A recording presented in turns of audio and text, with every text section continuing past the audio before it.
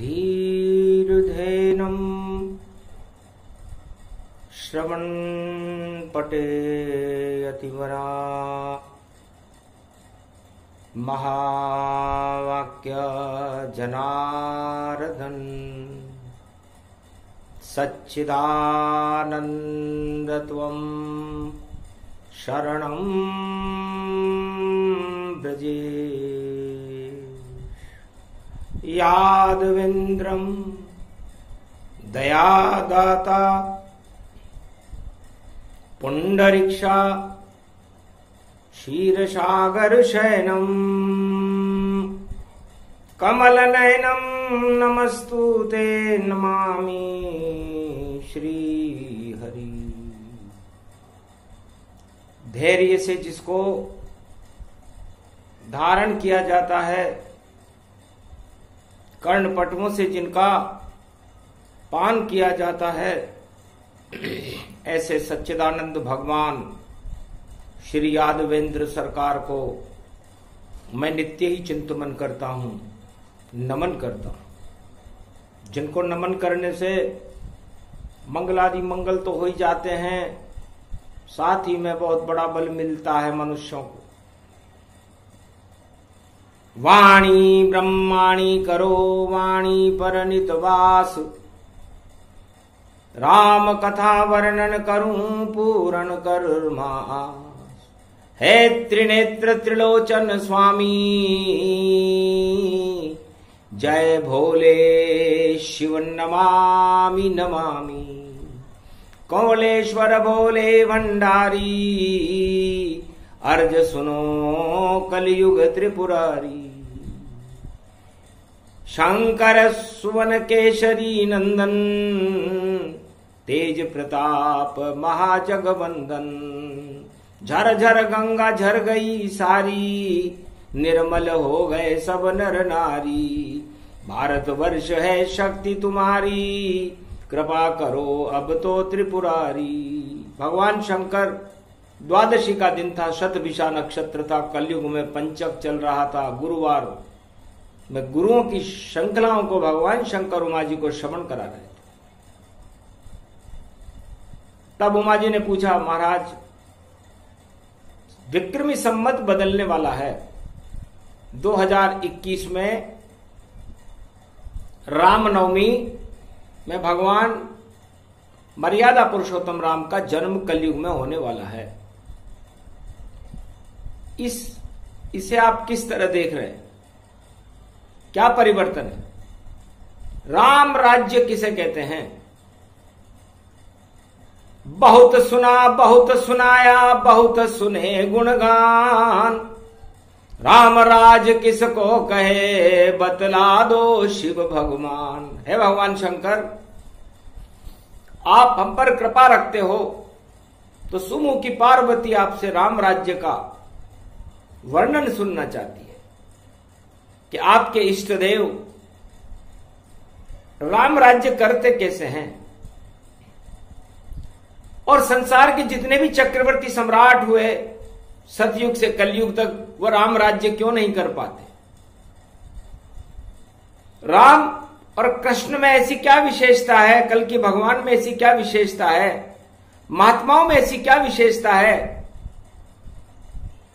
जो सब राम राज्य का सपना दिखाते हैं? कलयुग में ये सपना एक महात्मा ने दिखाया, वो भी राम राज्य लाना चाहते थे लेकिन ला नहीं सके। और बहुत सारे लोग कलयुग में राम राज्य का सपना दिखा रहे हैं लेकिन सपना पूरा नहीं हो रहा। तो राम राज्य का मूल ध्येय क्या है? दैहिक देविक भौतिक ताप कैसे नष्ट होते हैं, प्रजा कैसे सुखी होती है। कलयुग में क्या राम राज्य संभव है आना? और इससे आएगा तो कौन लाएगा? इतने सारे प्रश्न सुन हंसे भोले भंडारी, और मैं तो शिव शंभु बोले हूं, तुम हो शिव की नारी। शिव शक्ति हो प्रिया आप मुझसे, और ऐसा प्रश्न पूछा मुझसे, उत्तर सुन लो अब मुझसे कि राम राज होता कैसे। राम राज्य कैसे होता है भगवान शंकर कलयुग में गुरुवार द्वादशी को संपूर्ण भारत और संपूर्ण विश्व को बता रहे हैं क्या श्रृंखला होती है राम राज्य कि राम विप्रधेनु सुर संतहित और लीन मनुज अवतार। राम राज भारत हो तब कर देते उद्धार। राम जन्म के हेतु अनेका, उसमें जो जो मैंने देखा वही कथा सुनो मारे भवानी। कैसे जन्मे राम मनुमानी, नारायण से मनु बने, मनु से बने मनुष्य और राम राज भारत हुआ। ये अद्भुत था दृश्य सियावर रामचंद्र शंकर। भगवान शंकर कहते हैं कि राम राज्य में भगवान राम के 4 उद्देश्य थे त्रेता में। सबसे पहला उद्देश्य था विप्र ब्राह्मण ब्रह्म तेज को सारे संसार में फैलाना और उस तेज को फैलाने में जो बाधाएं आ रही हैं उनको हटाना। तो अयोध्या के चक्रवर्ती सम्राट राजा दशरथ के पुत्र युवराज मर्यादा पुरुषोत्तम राम ने 4 उद्देश्य बनाए। ब्रह्म का संपूर्ण सृष्टि पर प्रसारण और उस ब्रह्म शक्ति के प्रसारण को रोकने का जो काम करे उसका निस्तारण, उसे समाप्त कर दिया जाए। तो विप्र मन ब्रह्म और उस ब्रह्म को जानने वाला ब्राह्मण वो किसी भी जाति का हो सकता है। धर्म और जाति का भेद वहां था ही नहीं, बस विप्र जो भी ब्रह्म को जानना चाहे वो किसी भी जाति और धर्म का हो वो विप्र कहलाएगा। वि का मतलब विष्णु और प्र का मतलब प्रिय। विष्णु प्रिय, जो विष्णु का प्रिय होगा वो विप्र होगा। धेनु जो कामधेनु गाय है, जो समस्त काम वासनाओं को, जिसके दुग्ध पान अमृत पान करने से ही अपने आप समाप्त होने लग जाते हैं, वो धेनु है। और उस धेनु को चराने तो द्वापर में भगवान श्री कृष्ण आएंगे, लेकिन उस धेनु की रक्षा करना जरूरी है। तो पशु प्रेम धेनु गति मानो और रामचरित मानस ही से जानो। तो विप्र धेनु सुर, तो जो गाय का वध न होने दे, गाय की रक्षा करे, गौ माता की रक्षा करे, वह अवतार राम राज्य में आता है, वो राम है। तो विप्र धेनु सुर, सुर मन देवता, जो देव शक्तियों का प्रागट्य मृत्युलोक में करता हो उनकी भी रक्षा करे। और संत जो भगवान का कभी अंत ही ना आने दे, भगवान की शक्ति का प्रागट्य रखे। विप्रधेनु सुर संत हित लीन मनुज अवतार। इन 4 महाशक्तियों की रक्षा करने के लिए मेरा अवतार हो रहा है और इन 4 शक्तियों को ही मानवता कहते हैं। और ये 4 शक्तियां ही धर्म का स्वरूप है। इसमें न कोई जाति है न कोई वर्ण व्यवस्था है। और इन 4 स्तंभों को जो तोड़ने का काम करे वो सब दानव हैं।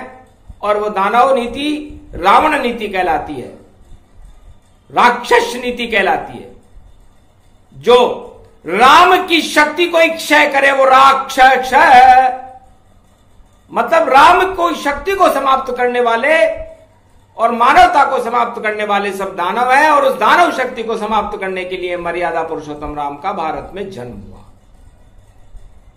सिंहासन पर बैठने के लिए नहीं, सबसे पहले मानवता को रक्षा के लिए भगवान ने सिंहासन का त्याग किया।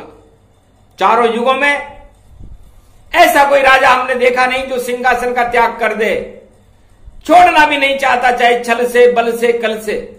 सिंहासन पर बैठूं तो राम राज्य में ला दूंगा और सिंहासन से हट जाऊं तो राम राज्य मेरे नहीं आएगा, मुझे बिठाओ जब लाऊंगा। तो सबसे पहले सिंहासन को त्यागा रघुबर राम। तब जा करके भारत में आया राम भगवान। राम राज भारत हुआ भारी, असुर शक्तियां मर गई सारी। तब जाकर के राम राज्य का भारत हुआ प्रकाश, राम बने महानायक और घर घर में राम का वास। तब इन 4 वस्तुओं को बचाने के लिए राम राज्य भारत में हुआ था, 5वीं वस्तु कोई थी नहीं। भगवान राम ने युद्ध के समय भी कोई हथियार नहीं खरीदे और न किसी देश भारत की रक्षा के लिए कोई विशेष हथियार खरीदे। तो राम राज्य लाने के लिए सबसे पहला संकल्प, हम हथियारों की खरीद न करें, क्योंकि हथियार खरीदने में राजकोष का बहुत रुपया समाप्त हो जाता है, धन समाप्त हो जाता है, और फिर भी वह हथियार उस देश की रक्षा करने में सक्षम नहीं होते। फिर आया था कृष्ण राज। श्री कृष्ण ईश्वर शक्ति प्रगटाए थे और नहीं किया कोई राज, यहां पर गोप ग्वाल चराए थे। जब महाभारत होने लगा तो कौरव 18 क्षोणी सेना लाए थे और पांडवों के पास तो कुछ अस्त्र भी नहीं था, फिर भी महाभारत युद्ध रचाए थे।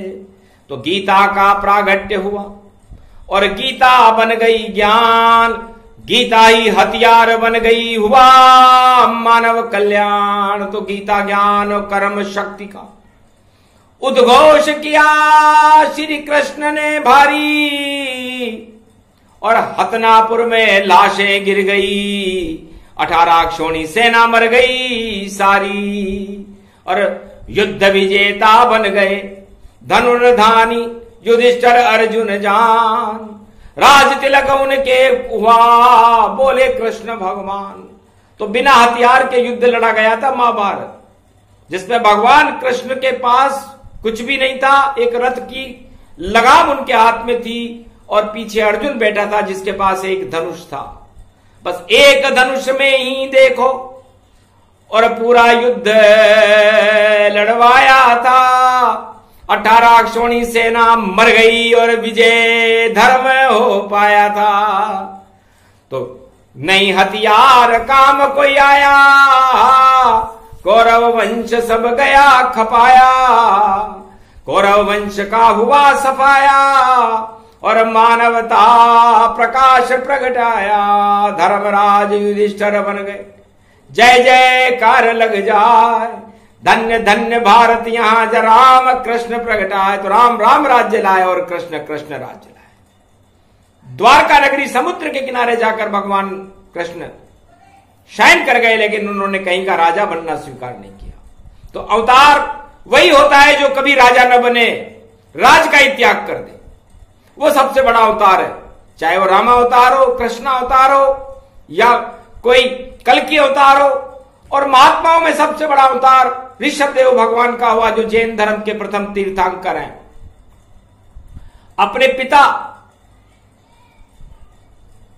को जब उन्होंने देखा कि राज ताज हतनापुर का और बाहुबली प्रगटाया है और इसकी रक्षा के कारण हिंसा का दौर यहां आया है, इसकी रक्षा करने के लिए बहुत सारे हथियार चाहिए, बहुत सारी सेना चाहिए, ऐसा राजपाट बेकार है और जिसकी रक्षा राजा कर नहीं पावे और हथियारों से वह युद्ध लड़े और फिर देखो महाराजा वे राजताज को छोड़कर ऋषभदेव भगवान अरे हिमगिरी पर्वत चढ़ गए, जहां मिल गया उनको ज्ञान सियावर रामचंद्र शंकर। राज त्याज का त्याग कर दिया और एक मंत्र, एक संस्था बनाई उन्होंने।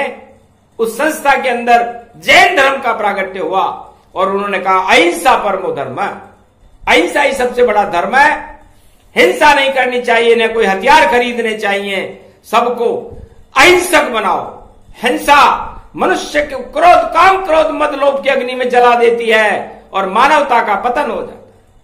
इसलिए मानवता का कल्याण करना हो तो अहिंसा सबसे बड़ा धर्म है। और सारे हथियार उन्होंने नदियों में डुबवा दिए, फेंकवा दिए, राज ताज को ही छोड़ गए। और ऋषभदेव भगवान प्रथम तीर्थंकर का नाम आज भी प्रकाशमान है भारत। उसके बाद भगवान बुद्ध हुए, छोड़ गए सब राज ताज और पीपल के वृक्ष पे जा बैठे और शांति का संदेश दिया। सब सारे विश्व उनकी सभा में आ बैठे। जितने राजा चक्रवर्ती सम्राट थे नालंदा में आए, शिक्षा ग्रहण करने लगे, नहीं हथियार चलाए। सबने कसम खा ली कि हम हथियार लेंगे ही नहीं, हथियार चलाएंगे ही नहीं, हम तो शांति के संदेश प्रसारित करेंगे। मानवता का बौद्ध धर्म में संसार में नाम हो गया। और उसके बाद महात्मा गांधी भी आए, ये भी महात्मा थे, पर ये कलयुग में आए तो अंग्रेजों के छक्के उस महात्मा ने भी छुड़ा डाले और भारत को आजाद करा डाला और जंजीरों से मुक्त करा डाला। भारत माता आजाद हो गई और राज लिया नहीं ताज, कोई भी पद नहीं लिया। धन्य महात्मा महाराज, वो महात्मा भी महाराज धन्य है जिन्होंने न राज लिया न ताज लिया और भारत माता को अंग्रेजों की गुलामी से मुक्त करवाया। भारत में फिर स्वतंत्र राज आ गया। और कलयुग वर्तमान गति जानो, सारे जगत में अशांति मानो।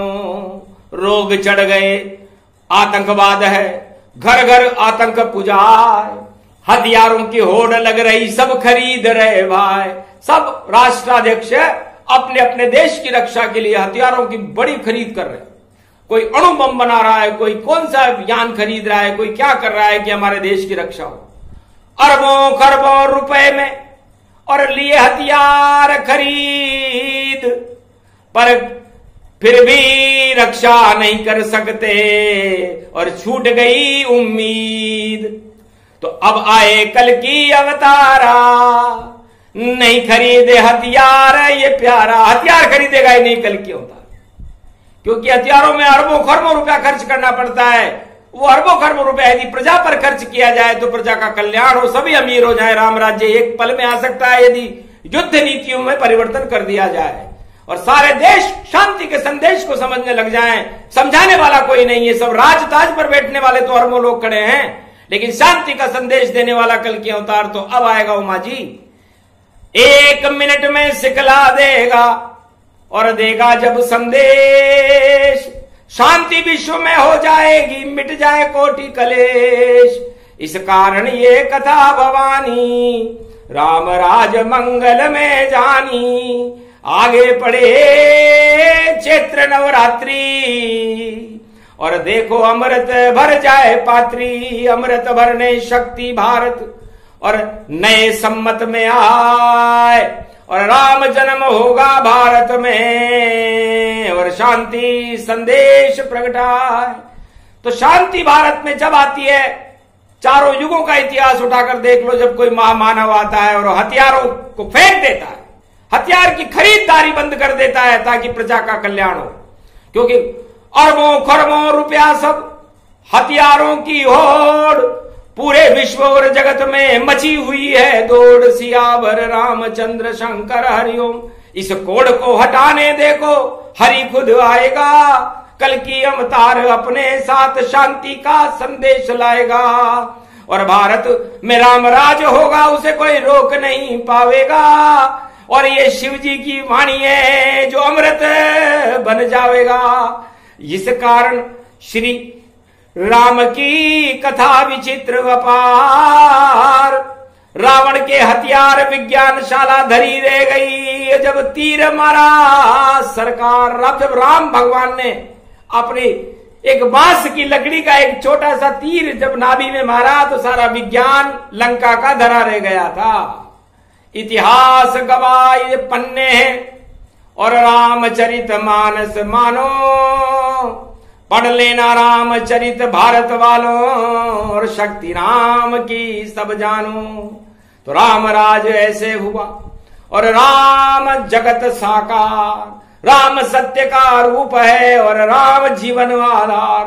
चारों युगों में राम ही जीवन है, राम ही सत्य का आधार है, राम नाम ही सत्य है, बाकी तो ये जगत तो मिथ्या है।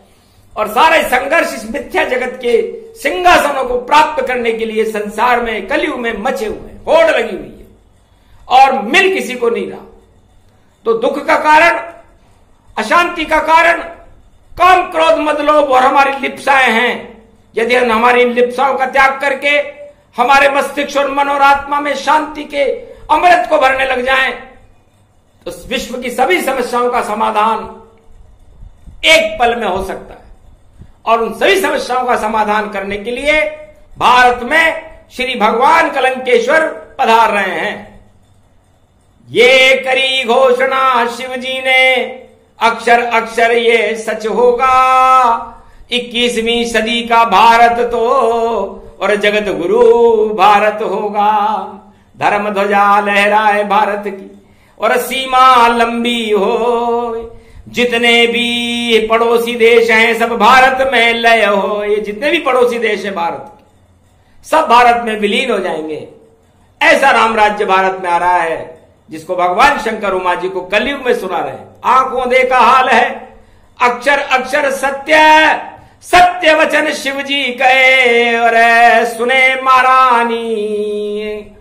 उमा उमा शक्ति जगदम्ब भवानी, अमर कथा सुन ली ये कहानी। धन्य धन्य कलयुग के लोगा, अजब गजब बन गया संजोगा। ये अवतार कल की प्रगटावा, भारत का भविष्य बन पावा। नहीं रहे अशांति गति जारी, ऐसी अब है आगे तैयारी। विप्रधेनु सुर संतहित और आए कल की अवतार। कलयुग में भारत का देखो कर देंगे उद्धार। ये प्रसंग जो भी सुने शांति का संदेश, शांति सवार भारतवासी कर लो और दो आगे संदेश। तो शांति ही सबसे बड़ी और शांति रूप दिखाए। वेदों में भी ओम शांति और सतयुग से प्रगटाए। ओम शांति रे पूखा शांति, शांति विश्वा शांति। तो ये शांति होना चाहिए और शांति ही सत्य और राम राज्य का पहला धर्म है, पहली धर्म ध्वजा। जो शांति की पहली धर्म ध्वजा को कल की भगवान 21वीं शताब्दी में भारत में लहराने वाले हैं। इसलिए ये शांति का संदेश गुरुवार को तीनों जगत गुरुओं की प्रेरणा से भगवान शंकर ने उमा जी को सुनाया। ये प्रसंग जो भी सुने राष्ट्रवाणी गति जान। जय जय भारत माता और जय जय कल की भगवान। जय श्री राम।